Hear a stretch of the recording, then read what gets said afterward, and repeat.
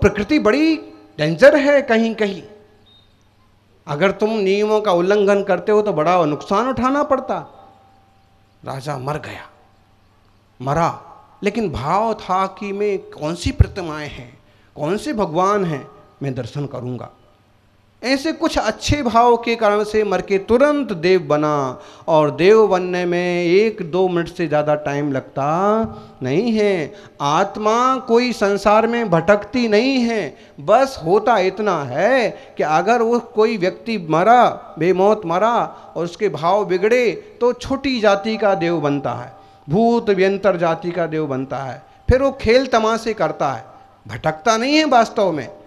उसमें उसको इसी में मजा आता है तो वो देव है तो शक्तिशाली, उसकी भी अपनी देवियां हैं, लेकिन उसको इसमें मजा आता है, इसको उसको यूं। अपने यहाँ भी होते ना कुछ लोग, समाज एकदम शांति से चल रहा है, गांव एकदम बढ़िया चल रहा है, कोई उठापटक नहीं है, वो कहीं ना कहीं कंकर फेंकेगा, और जब तक एक आध का सिर ना फूटे तब तक उसकी आत्मा को शांति नहीं होती है। देवताओं में भी होते हैं ऐसा। वह देव अच्छा बना, और उसको ही जैसे ही देव बना, जैसे ही याद आया, जैसे ही उसका अवधि ज्ञान प्रकट हुआ, तो उसने ज्ञान से मालूम किया कि हो, मैं भक्ति के लिए नंदीश्वर के लिए निकला था, मैं रानी को वचन दे के आया था, अब मुझे जाना चाहिए। झट से वह नंदीश्वर द्वीप पहुंचा। देवता को क्या दिक्कत, देव तो जाते ही हैं। झट से वहां से कुछ मिट्टी, कुछ पत्थर, कुछ गंधोदक, कुछ फूल उठाए और रानी के पास हाजिर।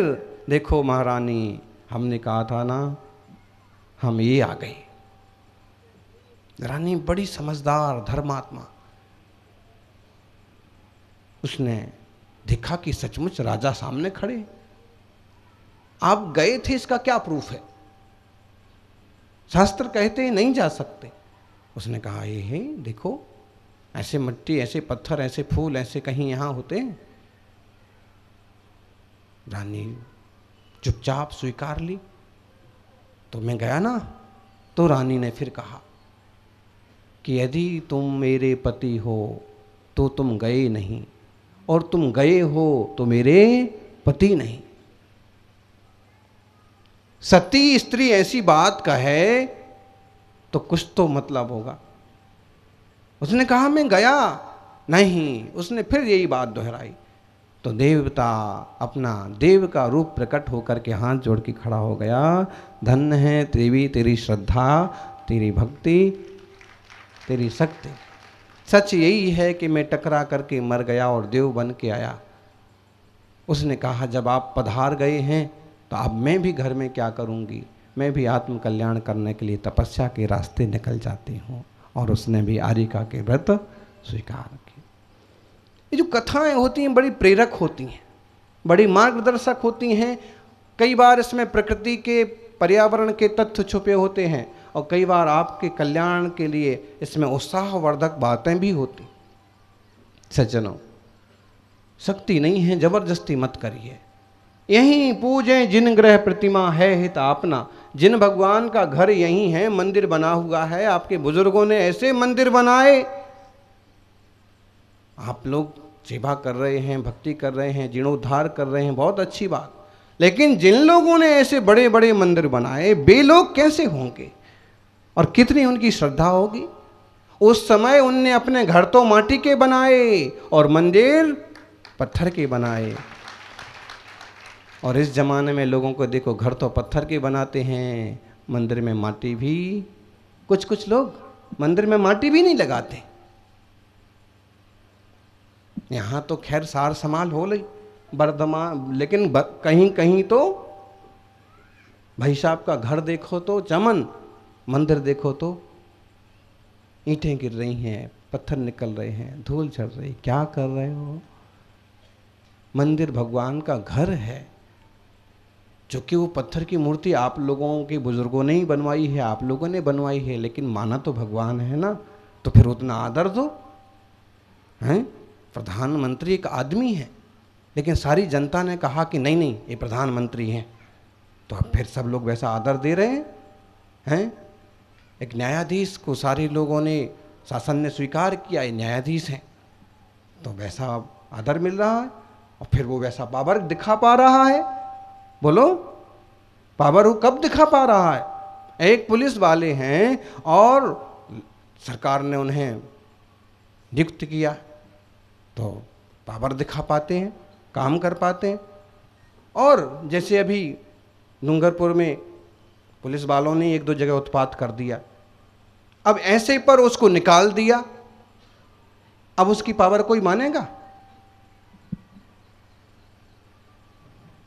ऐसे ही हमने जिस प्रतिमा को भगवान माना है तो हमने उसको एक तरह की ऊर्जा दी है, उसमें गुरुजनों ने संस्कार किए हैं, तो वह मूर्ति वही पावर दिखाएगी जो भगवान को दिखाना चाहिए। बस हमारी मान्यता में उतनी पावर होना चाहिए।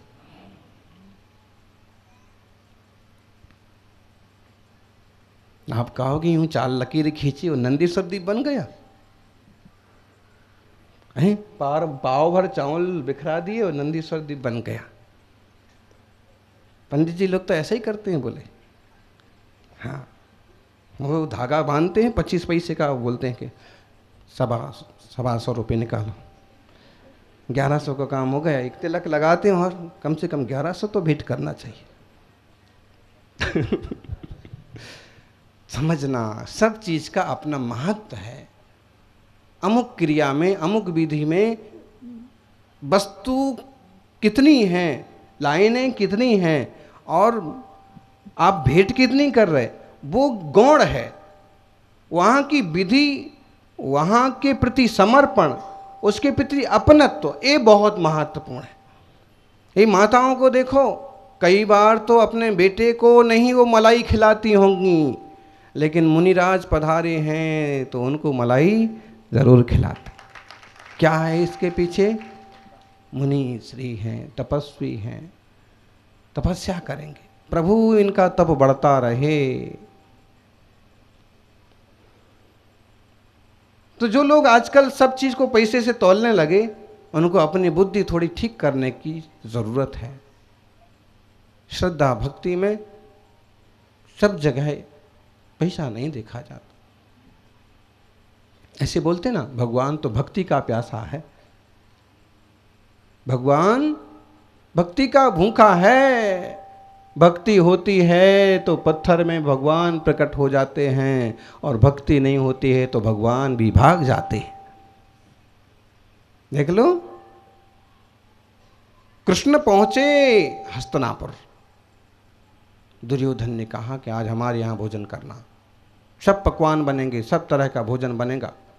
ऐसा भोजन बनेगा कि आपने तो क्या देखा होगा। कहते हैं जाते जाते विदुर के यहाँ पहुँचे। जब विदुर के यहाँ गए तो पहले ही निमंत्रण था कि हमारी सूखी साग भाजी रोटी। ये बहुत प्रसिद्ध प्रसिद्ध कथाएं हैं। इन कथाओं को सुना करके ना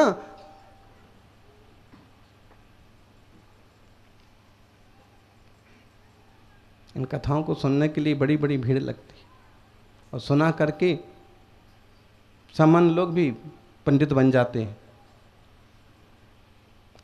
इसका रहस्य समझिए। कृष्ण ने कहा कि मैं भोजन यहां नहीं करूंगा, मैं भोजन करूंगा सूखी भाजी, सूखी रोटी। विदुर के यहाँ आता ना, विदुर के हाथ, विदुर के घर। क्यों, क्या हो गया था? यहां तो इतनी मिठाइयां थी, मिठाइयां थी, भोजन था, भोजन में भाव नहीं था। वहां भाव था, भोजन थोड़ा कम था। कम चल जाएगा, लेकिन बिना प्रेम के दिया गया कोई नहीं, कोई स्वीकार नहीं करता। छोटे बच्चे को भी मां झल्ला करके दूध पिलाए ना, ले पी ले, बहुत रो रहा है छोटा बच्चा, और जल्दी से उठाया और छाती से लगाया, पी ले। फिर यूं देखता है मुंह हैं, और अगर फिर माने कि तो रोने लगेगा फिर। और अगर मां संभल गई कि ना उसको चिल्लाए की बजाय, फिर तो पीता भी है। फिर ऐसे ही किसी भी व्यक्ति के साथ समझना, भगवान हो, भगवान महावीर स्वामी जब आहार को निकलते थे, यही तो होता था। पूरा गांव खड़ा है, राजा खड़ा है, सेठ जी खड़े हैं, सराफ खड़े हैं, सब खड़े हैं। पड़गाहन कहाँ होगा? बोलो बोलो ज्ञानी, कहाँ होगा पड़गाहन? हैं? बोले उनकी तो विधि है कि जहाँ एक कोई बुजुर्ग माँ मिट्टी का कलश लेके खड़ी होगी। अब राजा नाराज हो जाएं? नहीं होंगे। अभी चतुर्मास की घोषणा जब हो रही थी, अंदाज जब दिशा बताई जा रही थी, तो कुछ लोग बोले कि अमुक गांव के लोग तो बहुत नाराज हो जाएंगे। हमने कहा कि जो भक्त होता है वो नाराज नहीं होता। समझते हैं कि कुछ ना कुछ उनकी विधि है, कुछ ना कुछ रहस्य है, कोई जरूरी है।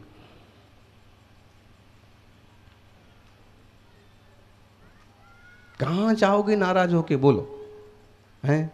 अगर नाराज हो भी गए तो जाओगे कहाँ?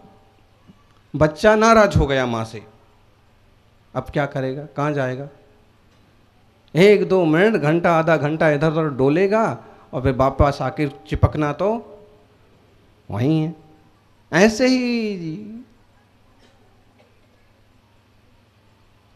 ज्ञानियों, अपनी शक्ति का सदुपयोग करो। पूजें जिन ग्रह प्रतिमा है हित अपना। अपना हित तो सच में इसी में है, और इस काल में तो इसके अलावा रास्ता नहीं है। कलयुग नाम एक आधारा, कलयुग एक नाम आधारा, रामचरितमानस की आधी सी लाइन है। और इसमें ये कहा है कि इस कलयुग में तो भगवान का नाम ही आधार है। तुम तो बस अरिहंत अरिहंत बोलते रहो, राम राम बोलते रहो, नमो अरिहंताणम नमो अरिहंताणम, ये करते रहो ना, तो भी क्या होगा? कुछ ना कुछ तो अपनी झोली में पुण्य आ ही जाएगा, आएगा ही आएगा।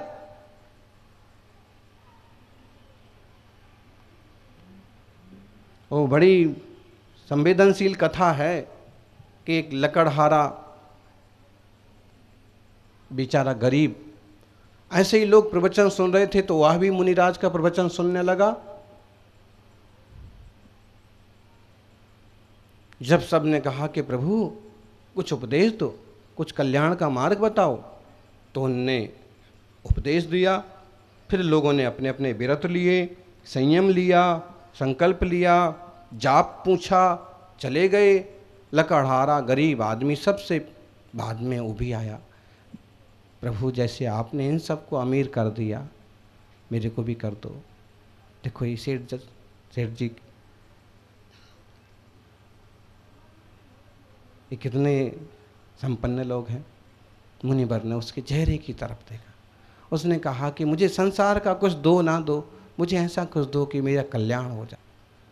जैसे ही उसके ध्यान में आया, तुरंत उसने लकड़ी फेंक दी और देखा कि आंगन तो सोने चांदी के सिक्कों से चमक रहा है। उसने अपने पति के हाथ जोड़े, धन्य है तुम्हारी श्रद्धा, तुम क्या बोल रहे हो? उसने कहा नमो अरिहंताणम। अरे अब तो नमो अरिहंताणम बोला बंद करो, कितना सोना आंगन में बरस गया है। उसने कहा कि जो भी हो, गुरुदेव ने कहा था कि इससे तेरा कल्याण हो जाएगा। उसने कहा कल्याण तो हो गया,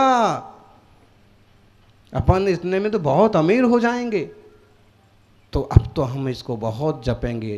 कहते हैं दोनों ने संकल्प कर लिया, नमो अरिहंताणम नमो अरिहंताणम। एक ऐसे ही अपन देखते हैं तो और भी कुछ कथाएं हैं जिसमें राम का नाम जोड़ते हैं, महावीर का नाम जोड़ते हैं। इसका आशय केवल ये है कि व्यक्ति धर्म ध्यान करें, व्यक्ति गाली की बजाय गीत गाएं, व्यक्ति दुनिया के शब्द बोलने के बजाय जो प्रभु का नाम है वो नाम बोला करें। और जब वो नाम याद में आता है तो प्रभु भी याद आता है, उसकी मुद्रा भी याद आती है। और जब वह मुद्रा याद आती है तो जीवन, अभी हम सुबह अभी जब बोल रहे थे ना, मेरे मन मंदिर में आन पधारो महावीर भगवान, तो मेरे को तो यही कल्पना हुई कि इसी मंडप में महावीर भगवान चले आ रहे हैं और यहाँ तो अपन जैसा बोलते हैं, जैसा सोचते हैं, लगभग वैसा वैसा होता है, क्योंकि वो सिद्ध हैं, नहा पधारेंगे। लेकिन हमारी ये कल्पना हमको इतना निर्मल कर देगी, हमको इतना पावरफुल कर देगी कि फिर हम एक अलग कुछ महसूस करेंगे।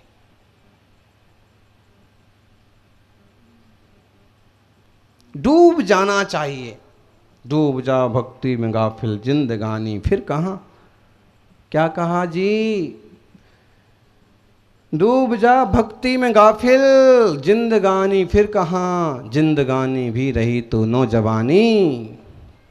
नौजवानों, हाँ, भक्ति में डूब जाइए। जो इश्क में डूबता है वो डूबता है, डूबता है, डूबता है और डूब करके मर जाता है। लेकिन जो भक्ति में डूबता है वो एक बार डूबता है और हमेशा के लिए पार हो जाता है, बहुत से पार जाता है।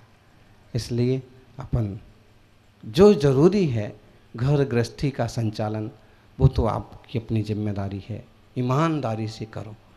लेकिन उसमें एक ईमानदारी अपने प्रति कि मैं सिद्धों का वंशज हूँ, महावीर का वंशज हूँ, भारतीय संस्कृति का एक अंश हूँ। मुझे इस ढंग से आगे बढ़ना है जिससे मेरा भी उद्धार हो, देश का, समाज का, परिवार का भी कल्याण हो। मुनिराजों के केसलों से संपन्न हुए एक कठिन तपस्या का दृश्य आज प्रस्तुत हुआ।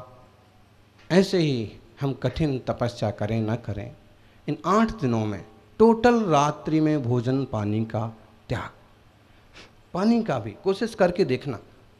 औषधि जिनको ज़रूरी पड़ती है तो बात अलग है, वरना कोशिश करके देखना कि रात में ना भोजन, ना पानी, ना औषध, अति आवश्यक हुआ उतना छूट रखो। और ऐसे ही ब्रह्मचर्य जितना निभ जाए, पूरा 8 लगातार निभे, बहुत अच्छा। ऐसे ही बाजार की कुछ भी फालतू चीज़ें, बाजार में रांधी गई बनाई गई चीज़ें मुंह में नहीं डालें। एक छोटे मोटे नियम रख लीजिएगा। चतुर्मास की शुरुआत इस अष्टान्यिका के आखिरी दिन से विधिवत होगी, अपन पूरा लाभ लेंगे। जय बोलिए।